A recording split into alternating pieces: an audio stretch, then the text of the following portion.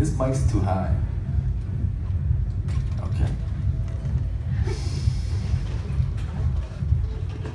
At 1:30 a.m. on the liquor neon block of Hotel and Smith, in line for greasy chow mein, a German beauty tells me I look like a scientist. She's right, I am. A mad scientist, my experiment, love, hypothesis, puppy love is the only truth because it is fiercely unconditional. Theory, I am not a dog, but when she calls me one, I say yes. I will try my hardest to love you with unrelenting forgiveness. Please excuse me if I bite on occasion. Don't put me in the doghouse, because I love it when you scratch my ears. I was born speaking the language of love, but only mine. I didn't know there was five till you shut up and said, "Hi, what are you doing today?" I replied, "I'm going to get my tooth drilled." So you says, "Fun," and I laugh. "Let me get a coffee. I won't be needing sugar in that." My language I thought was physical touch, because often I like to kiss, hug, and follow you around the playground like young kids do at school. My insults could be little origami love notes that bounce off me and stick to you. I'll fold a 10,000, but that quality time I wish for still hasn't happened. Now I imagine that wishing wells don't serve much luck either. I've been tossing pennies too long, been nickeled and down, turned 25, and that quarter's only brought me crisis. Maybe this well froze over because I've been walking on thin ice since. So what language speaks to you? So let me take the lesson in your school. What language speaks to you? I've never been bilingual, but I learned this just for you. I'm not quite sure how to say this, but I like you. I like you. And when I say this, it's gonna hurt, and the little panic button goes off in my head, and all the emotions go running through the panic room, so you can't hurt them. You says, "This won't hurt for you," and smile. And everything was cool, like nights under glowing neon suns, adult-like, grown-up amusements. Only I go home and you send a text saying, blah, blah, blah. Friends. Hardly. You don't even know that I prefer letters over texts and phone conversations as second options. All the Blue Jays, blues rock, and blue skies, but sunrise don't compare to the sweet song in your mind. I bet men get lost at sea when they stare in your eyes. Calling you feels like a skydive, and I hit the ground every time you don't pick up.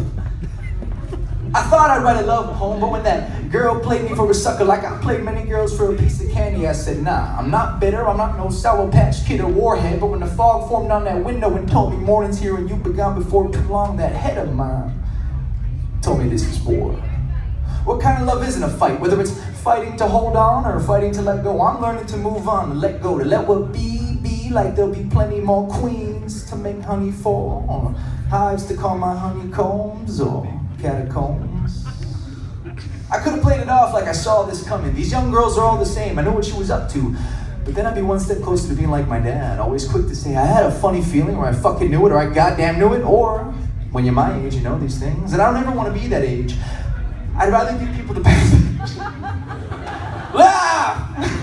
I'd rather give people the benefit and be surprised to know that each one is their own person. To never know always invites room for surprise. Good or bad, there's a calm before the storm, and Cody told me into each life rain must fall, and flowers grow from heavy downpour, and good surf happens on small island chains from bad storms 1,000 miles away. There's two sides to every snowflake, and a storm is always a storm, but they all get their own name. I read my poem to John West. He stopped me at the part about black holes and dark matter. He said, that's not right. I said, I Googled it. But John is science stuff, and I'm stumbling over words. As he says, black holes aren't made of dark matter. Dark matter is the stuff that makes up everything in the universe. I'm beginning to think John West is dark matter. He says we can't see it, though. When I can see John West doesn't know his science stuff, he goes on to make up more things explaining how big burning stars collapse to big black holes. I then pose question, John West, where do black holes go? I then reword question. Is it possible to know what it is if we don't know where it goes? I reword question one more time. If we don't know where it goes, do we know what it is? John has fierce peace and falls calm like jazz music juke. I add this line because his poem doesn't know itself enough. John West says, I don't know. I says, John, can the same be applied to people? Do we ever know ourselves? Do we have to be 100% sure of our destination to know who we are? What if our destination changes? Do we then find out we never knew ourselves all along? One thing I know for sure is my final destination is death. So maybe the only thing I know is I'm disposable, decomposable, destructible, disintegratable, and utterly mortal. This has become some sort of self-discovery star map. Maybe once long ago I was so big and sure of myself. Imagine me, a big burning supernova, too big for my own good, and then collapse. I fall into myself. never knowing where I go next. Maybe we fall into ourselves till we can remember that we were once stars.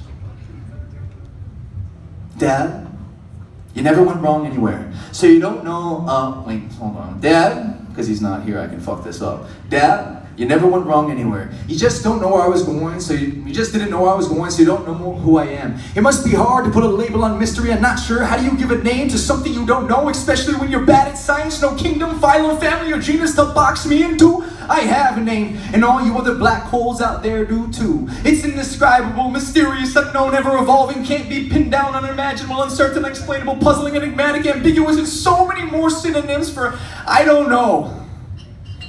The unknown should excite you. Should you dare to believe, to have some sort of faithful, graceful letting go and just being? You don't discover paradise by knowing. You follow stars and move with wind, riding currents of uncertainty. While some believe that there might be an end or ledge to fall at, you dare to say, but what if? Maybe the end some speak of is exactly where your greatness begins. And if there is an end and you fall, then you say, you made it there. And while others say, I knew there was a drop, you say, I've been there.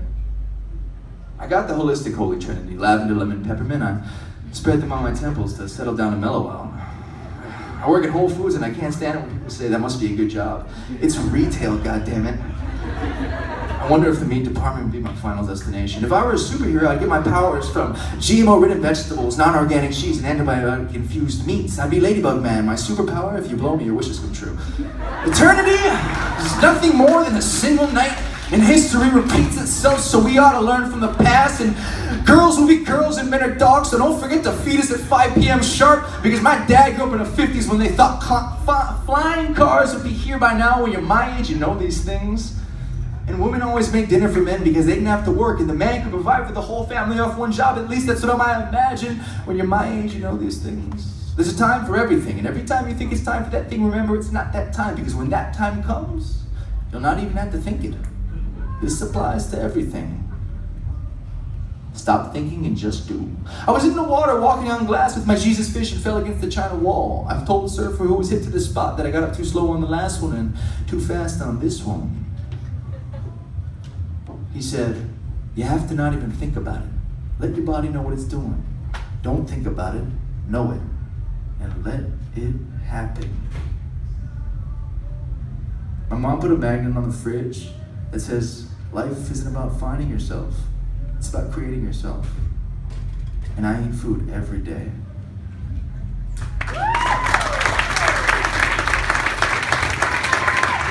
Devin's playing a downbeat, you gotta come see him.